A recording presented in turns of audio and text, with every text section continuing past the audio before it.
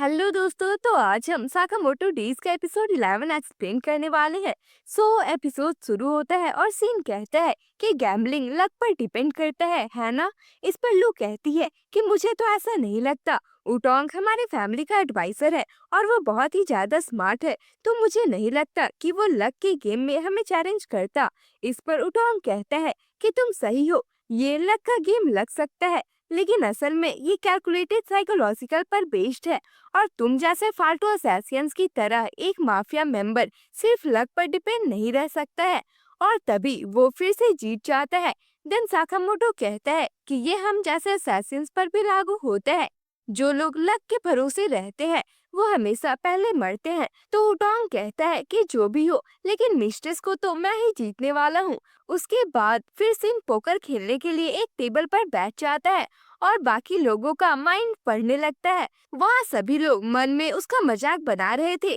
फिर उन्हें कार्ड बांट दिए जाते हैं और सभी अपना पैसा लगाना स्टार्ट करते हैं। और सीन को कुछ भी समझ में नहीं आता कि वो क्या कर रहे हैं। तभी उसके पास लू आती है और कहती है कि तुम ये खेल रहे हो, इसका मतलब तुम्हें इसके रूल्स पता है। तो सीन मना कर देता है। फिर लू गुस्सा करते हुए कहती है कि तुम कर क्या रहे हो। तो सीन कहता है कि इन लोगों ने मेरा फोन ले लिया है, इसलिए मैं रूल्स भी नहीं देख पाया। मुझे शांति से खेलने दो। तो लू कहती है कि मुझे तुम्हारे जगह पर खेलने दो। और दोनों झगड़ने लगते हैं और तभी सीन के कार्ड्स गिर जाते हैं। तो एक बंदा उसे देख लेता है और काफी हैरान हो जाता है।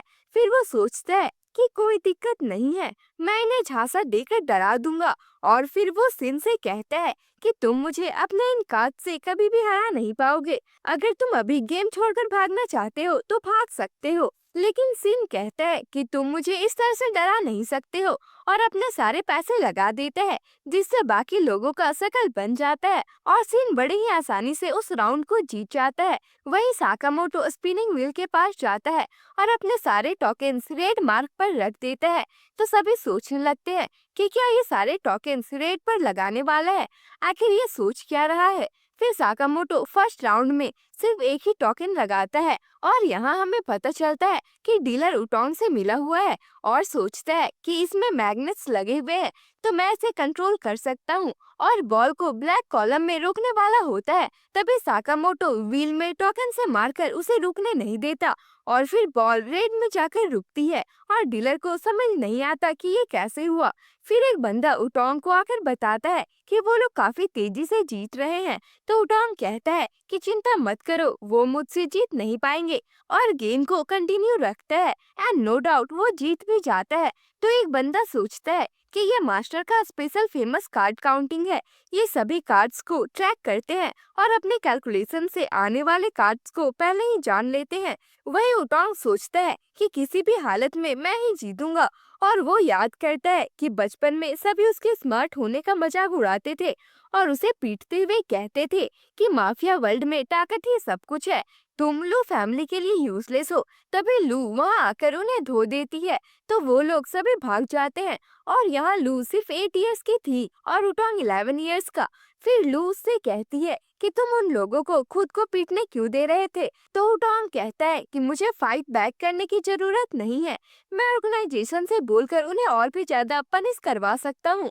और मन में सोचता है कि एक और बहाना। तभी लू कहती है कि तुम सुपर स्मार्ट हो और पापा कहते हैं कि सभी के पास वन स्पेशल वेपन होता है और तुम्हारा वेपन तुम्हारा ब्रेन है। और ये सुनकर वो काफी मोटिवेट होता है और काफी कड़ी मेहनत करता है ताकि लू के साथ खड़ा रह सके। और फिर कुछ ही सालों में वो ऑर्गेनाइजेशन का ब्रेन बन जाता है।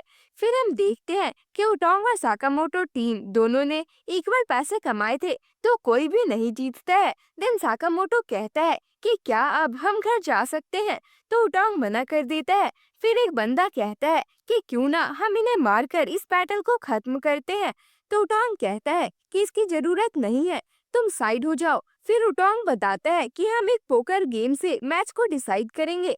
तो साकामोटो कहता है कि हमें इसके रूल्स पता नहीं है। तो उटोंग उन्हें एक गेम चूज करने के लिए कहता है। तो लू कहती है कि मुझे एक गेम पता है। और फिर वो एक टेबल पर बैठ जाते हैं जहाँ उटोंग मेंबर्स इक्वल करने के लिए अपने टीम में दो और लोगों को ले लेता है। फिर वो गेम का रूल बताता है कि जिस टीम के पास भी जोकर बच जाएगा वो इस गेम को हार जाएगा। फिर सीन सोचता है कि मैं इनके दिमाग पढ़कर ये गेम इजीली जीत जाऊंगा। फिर हम देखते हैं कि लू के पास जोकर होता है और वो काफी दुखी होती है। ये देखकर सीन इरिटेट हो जाता है। फिर उटोंग जब गलत कार्ड पर हाथ रखता है तो लू काफी खुश हो जाती है, और जब वो सही कार्ड पर हाथ रखता है तो वो बहुत ही ज्यादा दुखी हो जाती है। लेकिन उटोंग जानबूझकर गलत कार्ड उठाता है, जिससे लू काफी खुश हो जाती है। फिर सीन का कार्ड चूज करने की बारी आती है और वो उटोंग का माइंड पढ़ने लगता है, जिसमें वो सोच रहा होता है कि तुम माइंड रीड कर सकते हो, चलो देखते हैं कि ये किस लेवल तक जा सकता है। फिर वो काफी ज्यादा चीजें सोचने लगता है, जो कि सीन के लिए बहुत ज्यादा हो जाता है और उसके माइंड में शॉर्ट सर्किट हो जाता है एंड वो गिर जाता है। तो लू सोचती है कि सीन के बिना तो हम हार जाएंगे। उसके बाद साकामोटो की कार्ड पिक करने की बारी आती है, तो वो जोकर चूज करता है, लेकिन फिर काफी तेजी से उसे रखकर दूसरा कार्ड पिक कर लेता है, जिसे देखकर लू हैरान हो जाती है। और उटोंग को भी समझ में नहीं आता कि अभी क्या हुआ है, लेकिन वो साकामोटो को वार्न करता है कि अगर तुम फ्यूचर में चीटिंग करते हुए पकड़े जाते हो तो तुम हार जाओगे। फिर गेम लास्ट राउंड में आ जाती है और जोकर साकामोटो के पास होता है। तो अगर उटोंग जोकर चूज कर लेता है तो साकामोटो टीम जीत जाएगी। लेकिन उटोंग दूसरे कार्ड को चूज करता है, और जब वो उस कार्ड को निकाल रहा होता है तो साकामोटो उसे बहुत जोर से पकड़ लेता है, जो कि उटोंग से नहीं निकल रहा था। फिर साकामोटो बहुत ही बारीकी के साथ कार्ड को स्वैप कर देता है और उटोंग हार जाता है। तभी उसके आदमी साकामोटो पर गन पॉइंट कर देते हैं। तो उटोंग कहता है कि तुम लोग क्या कर रहे हो, और ये सुनकर वो लोग उसके ऊपर भी गन पॉइंट कर देते हैं। और एक बंदा कहता है कि बहुत हो गया ये स्टूपिड गेम्स, अब हम और नहीं झेल सकते हैं, हम माफिया हैं और ये हमारा तरीका नहीं है। मतलब कि उसके लोग ही उससे नफरत करते हैं। फिर उटोंग सोचने लगता है कि ये अब भी बचपन की तरह ही है, क्या ये दुनिया मुझे कभी भी एक्सेप्ट नहीं करेगी। और यहाँ वो हार मानकर सोच ही लेता है कि मैं तो मरने वाला हूँ।